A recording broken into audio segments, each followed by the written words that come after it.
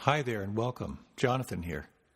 These talks are offered freely so that no one is ever denied access to these practices. Your support makes a big difference.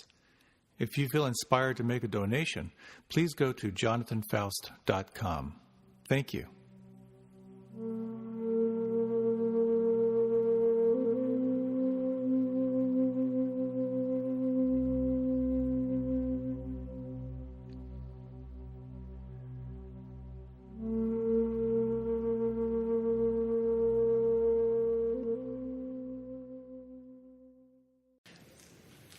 A researcher and therapist had a theory that couples who experience physical intimacy every day are the happiest people.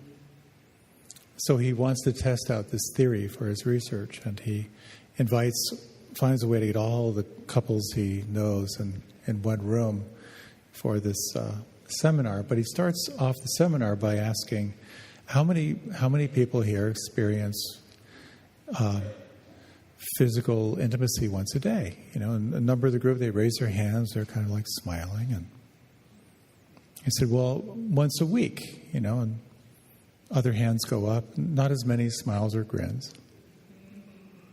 He said, well, how many of you have physical intimacy once a month? A few hands kind of tepidly go up. And he says, okay, how about once a year?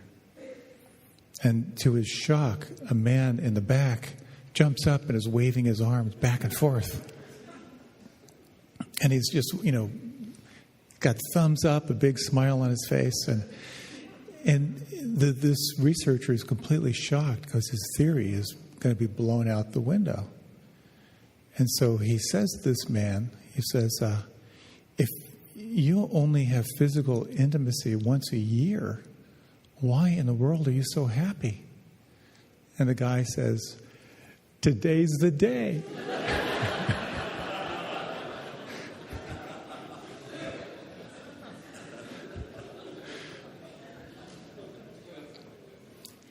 There's no point to that story, but it does suggest that happiness is elusive. But it's also something you can cultivate. A few things I'd like to talk about tonight, and we'll have some reflections as well. The first is I'd like to talk a little bit about how happiness is a skill that you can cultivate. Happiness is really a practice.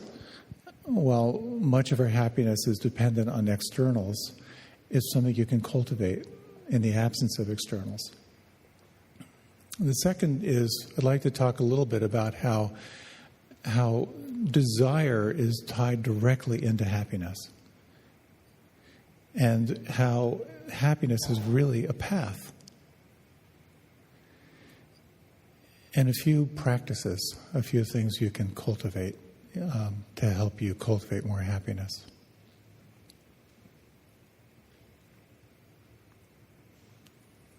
So as I was sort of researching this, and someone sent me a link to the final minute of the Patriots Seahawks Super Bowl, where they showed, if you're not familiar, the last minute the Seahawks were on the 1 yard line about to score, and they elected to pass, and the pass was intercepted, and the Patriots ended up winning. And if you haven't seen it, they have all these video clips of people reacting to that moment. And I just watched some of these images, and if you haven't seen it, it's quite extraordinary to see just how insane people go over this experience. And I actually at some point had just tears just sort of streaming down my face just because I was so empathically lifted up by that experience. Then they showed the video of the Seattle fans, and they were not quite so happy. But it was such a classic example of how much our happiness is dependent on external conditions. So this morning I woke up in a little bit of a funk. And And I was sort of just wondering, well, what's going on? And there's a practice that I do, which I find really, really helpful. It's a way of just sort of, revealing the landscape of what's going on. And the question is, what's between me and feeling happy? And so as I was just lying in bed, I thought, okay, well, so what's between me and feeling happy? The first thing that came up with was, I have this damn happiness talk I got to do.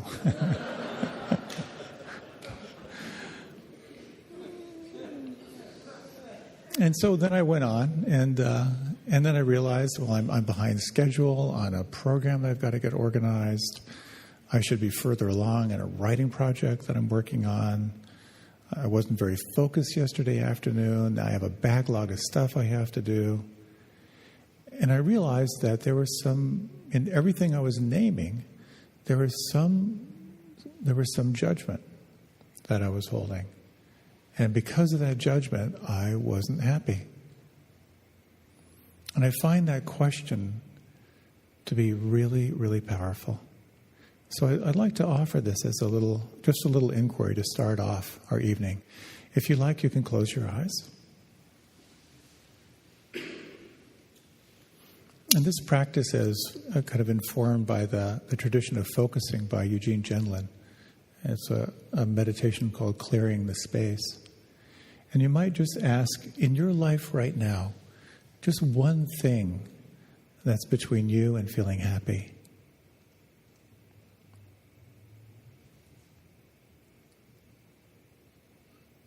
And as you recognize that one thing, you might just say hello to it. And imagine you could place the concern for that to the side, just like you're kind of putting a dinner plate to the side. And then to ask again, what's one thing that's between you and feeling happy?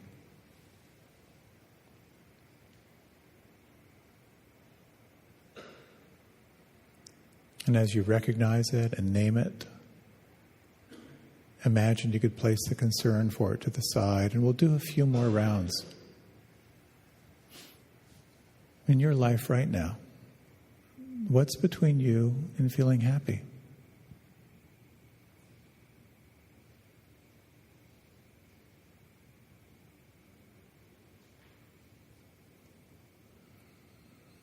As you place that to the side, and again, what's between you and feeling happy?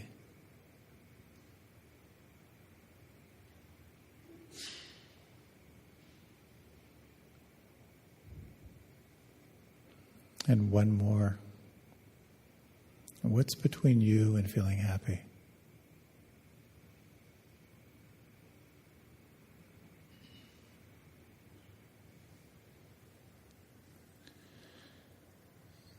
And you might pause here and just sense what you've named, this landscape of just a few things that are between you and feeling happy.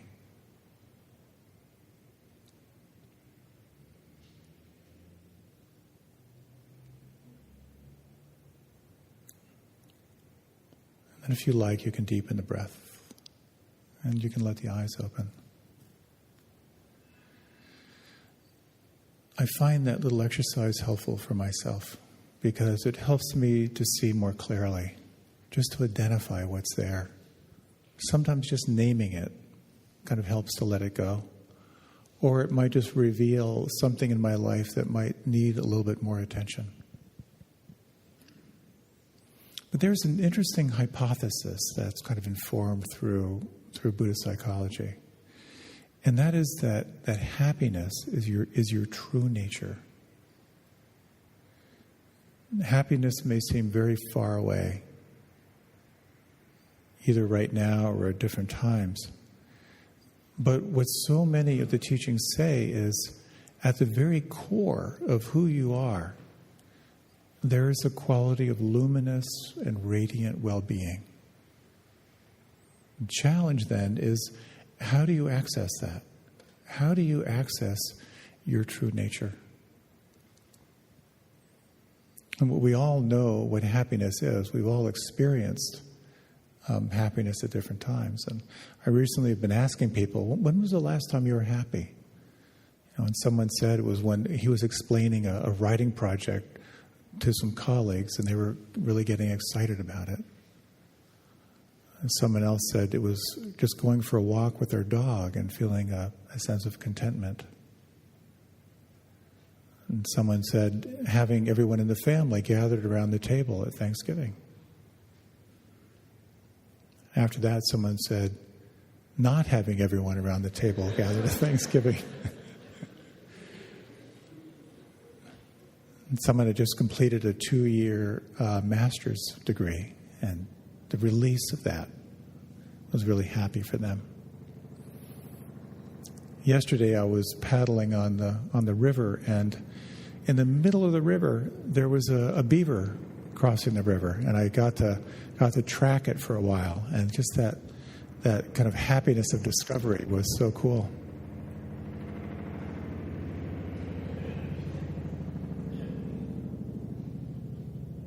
They're not coming for anyone here, are they? Okay. So most of the time, our happiness is dependent on externals. You have some good fortune. You win, you get good praise, you feel healthy. Another form of happiness is cultivating happiness that is not dependent on externals. When the Buddha's experience in his moment of awakening, allegedly one of his first insights was recognizing that everyone was looking for happiness in exactly the wrong way. That everyone was looking for happiness that was dependent on externals. And it's helpful to remember, though, that every choice that you make, whether a wise choice or unwise choice, is driven to take you toward happiness.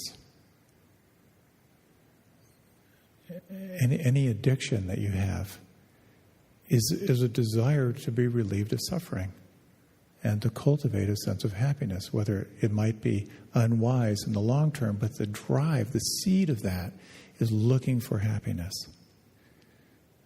And so this is an innate, inborn desire we have to be happy. It's in our nature. So there's something in Buddhist psychology called dependent co-arising. It's kind of a complex description of how life happens. But the essence of it is that desire runs the entire show. Desire puts your life in motion and keeps your life in motion. And everything that we choose is informed by this desire for happiness. I have a friend who is going through a rough divorce right now. Married 23 years, 3 kids. She wanted to stay in and work it out. He wanted out. And she was really bitter. And they split up. She found someone she clicked with right away, and he felt stuck. And it's all coming out in the divorce process. I want her to know how much she hurt me. I know I should be nicer, but I can't help myself. If I give 1 inch, she's going to take advantage of me. And it's interesting to see how behind the challenge and these wrenching emotions and the struggle over resources, behind that is something along these lines. If I win, I'll feel happy. If I can punish this person enough, I'll feel happy. If I can get enough money out of this divorce, then I'll feel more secure, and then I'll feel happy. And it's interesting, even in the midst of horrible pain, there's this drive toward what we think of as happiness or the relief of suffering. And it's so interesting that when we're caught in conflict, it's helpful to think, that we're run by committee. In family systems, theory, we have sort of like the managers. That's the controller, the critic. And then we have the exiles, the parts of us that we've pushed off, the child or the adolescent. And then we have what we call the firefighters, those that come in at different times, the warrior, the good Samaritan, the rebel. And all of the conflicts that we're caught in, depending on which one of these voices has the microphone, that's what we believe. And each one of those is sort of telling us what we should do in order to be happy. There's some voice saying if you make a change, then you'll be happy. Well, then another voice says, no, if you don't change and stay safe and small, then you'll be happy. And sorting all of this out is a challenge. So much gets in the way of that direct core experience of our true nature, that luminous quality of the unfettered heart. We talk a lot about the weather systems of the mind in this practice. The weather systems of anger, aversion, judgment, ill will. The weather systems of craving, of wanting, of fantasy, of planning. The weather systems of worry and restlessness, of sloth and torpor, depression, of doubt, criticism. And when you think of them as weather systems, as you're navigating across the ocean in your sailboat, when these weather systems take over, you are utterly fogged in, utterly lost. And when we're struggling in life with blind rage, kind of unceasing fantasy, the endless cycles of worry, the depression, being lost and frozen in self-criticism. But it's helpful to remember that there is a compass in this practice, and that is your intention. And as you remember your intention, and I think ultimately our intention is happiness. The happiness that's available that's not dependent on externals. That can give you direction again.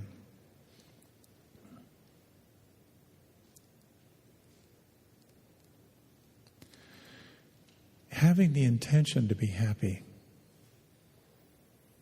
can be so helpful. The happiness that comes not being dependent on the externals.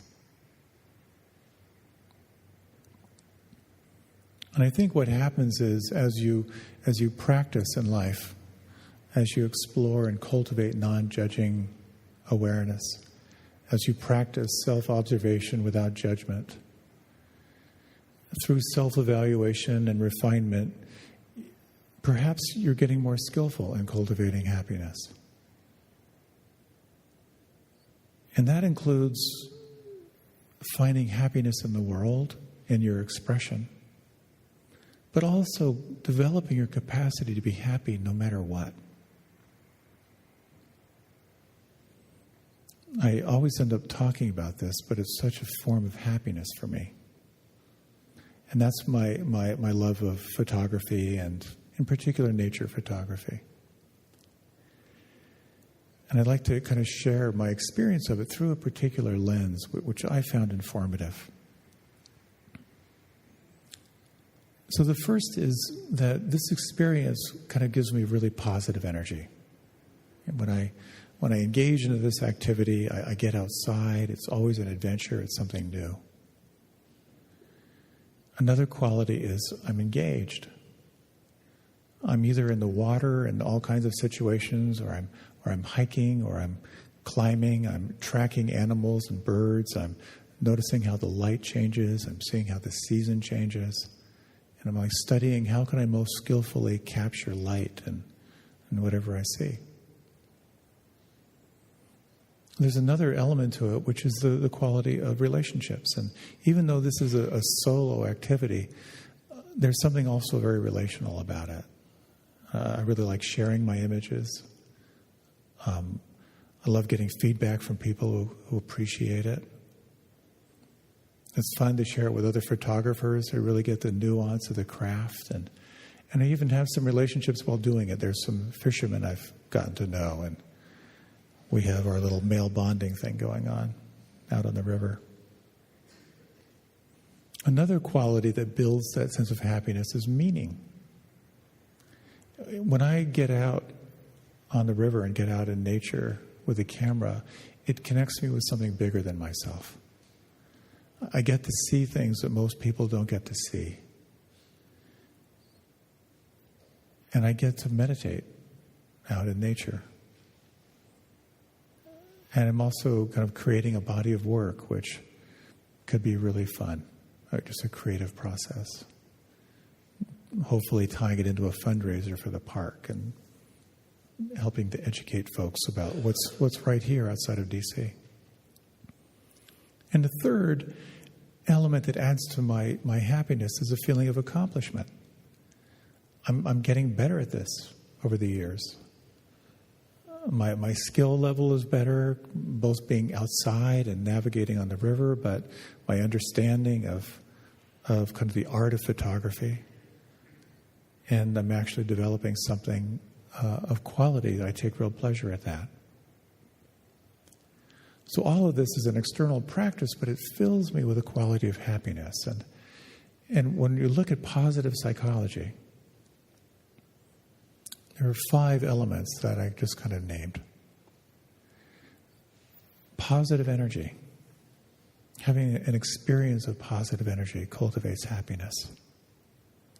When you're engaged, really engaged and interacting with your life, it feeds that sense of inner happiness. Relationships are all part of our happiness factor. Having a sense of meaning in your life. And also having a sense of accomplishment. And that's actually something that Seligman, after years after putting together positive psychology, when he went back and looked at the research, he realized that he made that addition of accomplishment. That when you have a feeling of getting better at something, it's a profound quality of happiness that comes with it. So I thought I might offer just a short reflection on these qualities, and you can kind of run them through your own experience. If you like, you can close your eyes.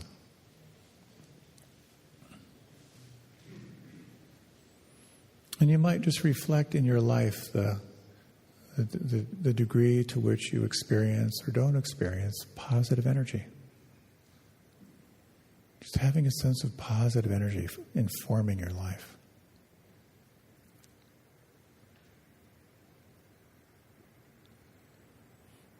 Are you engaged in your life?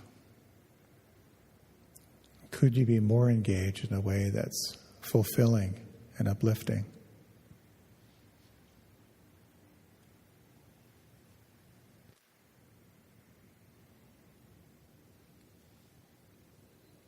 When you reflect on the quality of relationships in your life,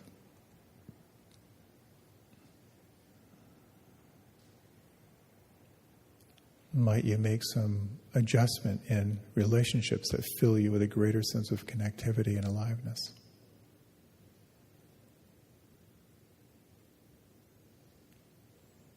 Reflecting on the experience of meaning, having a sense of meaning in your life.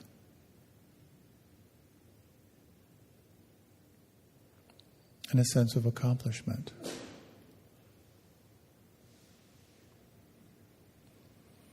And just taking these moments to reflect on this lens and sensing where you might want to make an adjustment.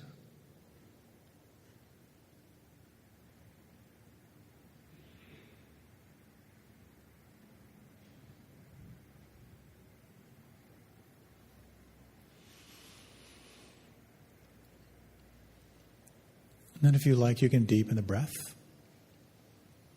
And if you like, you can open your eyes, or you can remain with them closed. So looking through this lens of positive psychology, through this lens of positive energy, engagement, relationships, meaning, and accomplishment, these are qualities we can cultivate. We can make adjustments in our life to kind of enliven our capacity for happiness. And it's helpful to really take time to evaluate what you're doing in your life. What are you doing that's cultivating happiness, and what are you enduring in your life that's diminishing happiness? There's a quality of kind of self-correcting here, of really just sensing, what changes might I make that would increase my capacity for happiness? Gil Fronsdal has this great analogy. He's teaching sort of Buddhist principles to kids. He said, you know how kids do, you have a candle and you put your finger through, He said at some point when you're holding your finger into the flame and you start to feel pain, you ask yourself, how am I contributing to my suffering? In that same way, it's very helpful to reflect. What am I enduring that is diminishing my capacity for happiness? What might I do that could increase my capacity for happiness? And it requires a real deepening understanding of life. Understanding the consequences of unskillfulness. And when you take on the path of being happy, it really does become a path. And you begin to recognize inevitably that your happiness is connected with the happiness of others.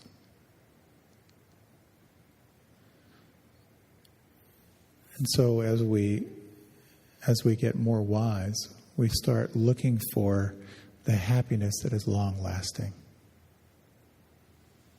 We start to see in the cause and effect. And we start to see how we're relating to the world is directly related to our happiness. There are two stories I wanted to share with you. One is a story of someone who was leading a seminar with 50 people. And the speaker stopped and said, we're going to do a group activity. And he gave each person a balloon. And each person had to write their name on it with a marker pen. Then all the balloons were collected and then put into another room.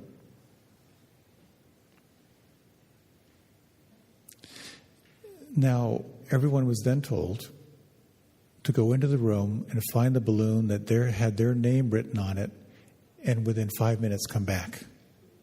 So everyone was frantically searching through the room, colliding with each other, pushing each other, and there was total chaos. And after about 5 minutes, no one found their balloon. So then he changed the exercise, and he said, now what we're going to do is you're going to find a balloon with a name on it, and then find the person who that balloon belongs to. And within minutes, everyone had their balloon. That's such a beautiful story and a beautiful analogy. Everyone is frantically looking for happiness around them, not knowing where it is. But there's something in finding happiness collectively. As one of my teachers said, the key to your heart is found inside the heart of another. And another story I like, just in a little bit of time we have left, that kind of speaks to how to cultivate happiness in the world. It's a story of a merchant who sent his son to learn the secret of happiness from a wise teacher. And this young man had to wander for a long time, and he finally found this beautiful castle on top of a hill. And so instead of finding a holy man there, he he saw there was a lot of activity. There were merchants who were coming and going. There were people chatting in the corners. There was a little orchestra playing music. There was a table filled with beautiful food.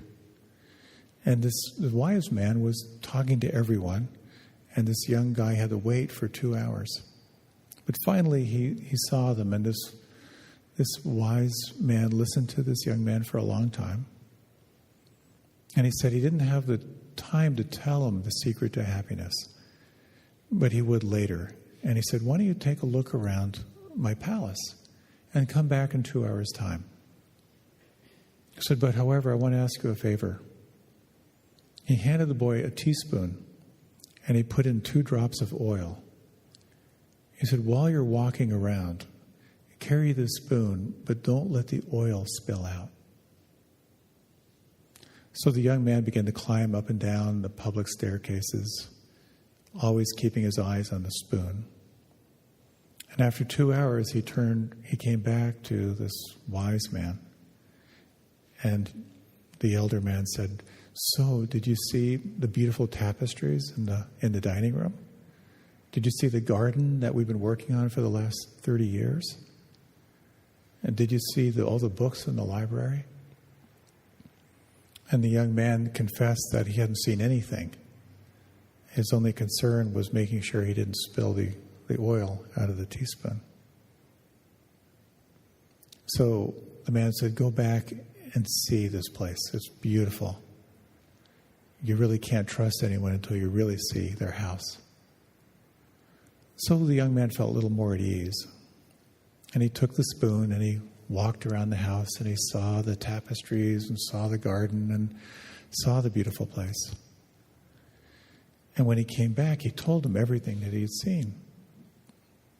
And the old man said, but where are the 2 drops of oil that I entrusted to you? And the young man realized that he had spilled the oil. And the old man said, that's the only advice I can give you. To look at the wonder of the world and never forget the 2 drops of oil in the spoon. And there's something about that practice of engaging in the world and protecting, being self-aware while in the world. There is so much stimulation in the world, so much calling our attention away, which opens us to the 10,000 joys and to the 10,000 sorrows. And it's very easy to get lost in all of that. If we simply attend to ourselves and try and close off the world, we miss what's out there. We miss the 10,000 sorrows, but we also miss the 10,000 joys. And this art of living, if you're not living in an ashram or a cave, is exploring how you can keep your awareness open to the world and cultivate a sense of happiness.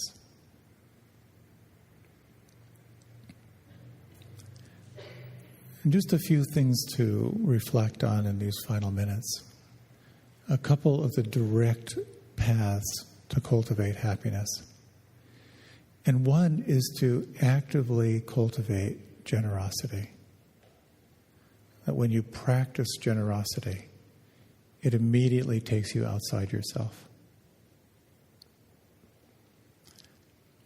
Another is gratitude and appreciation. As soon as you practice gratitude and appreciation, you're not only changing your state and your brain, but you're changing your relationship to the world. Do you remember a teacher by the name of Reverend Ike? Does anyone remember Reverend Ike? What a great guy. He told this one story I loved. He was very into abundance, And I can't do his accent. I wouldn't even try. But he said, before I came to church, I was in a parking garage, and I parked my Cadillac in a corner, and I told someone to watch my car, And I meant to hand him a 5, but I handed him a 20. And before I could take it back, he said, "Thank you, Reverend Ike, thank you." I said, "I couldn't take it back. You got to say thank you to the universe, and the universe can't take it back." I love that. Practicing gratitude immediately begins to shift your relationship to the world, to train yourself to look for the good. One of my favorite quotes is actually kind of like a guiding quote in my life, is from E.B. White, who wrote, "Each morning I wake up torn between a desire to save the world and to serve it. This makes it difficult to plan the day."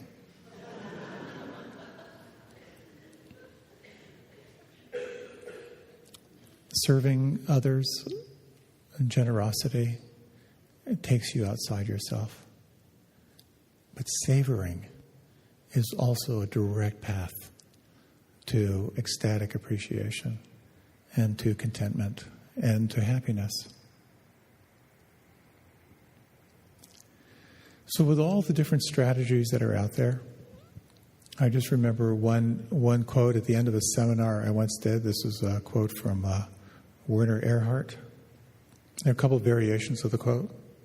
He's the founder of EST. He said that the cheapest way to be happy is to choose what you already have. And that really is the key.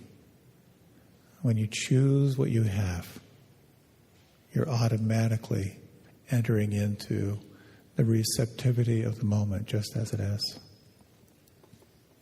So why don't we close with a short yet brief meditation and reflection.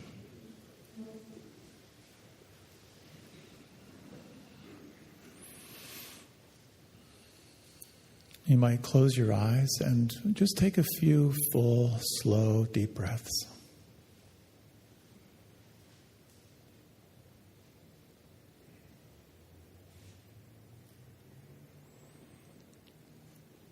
And as you breathe, just imagine your capacity for happiness expanding and widening and deepening.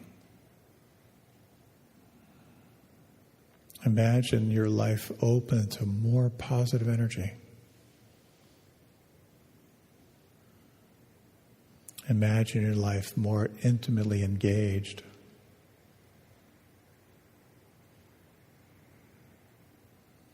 Your capacity for dynamic and meaningful relationship.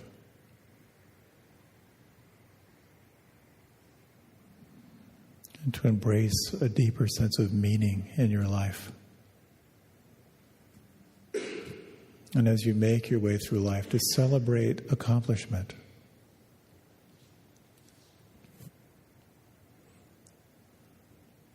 And recognizing that happiness is found in this world. It is available in this world. And there is a quality of happiness that is not dependent on externals.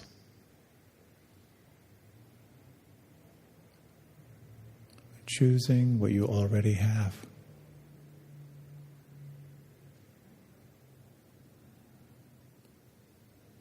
And for these next few moments, just sensing the breath.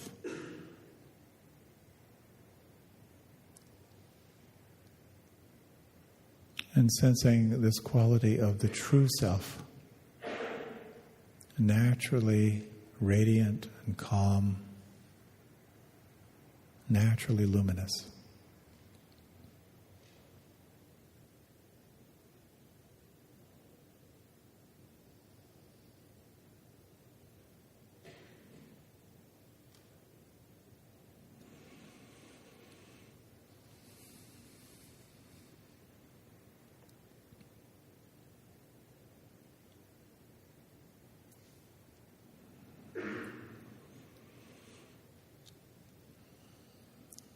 And as you're ready, you can deepen the breath.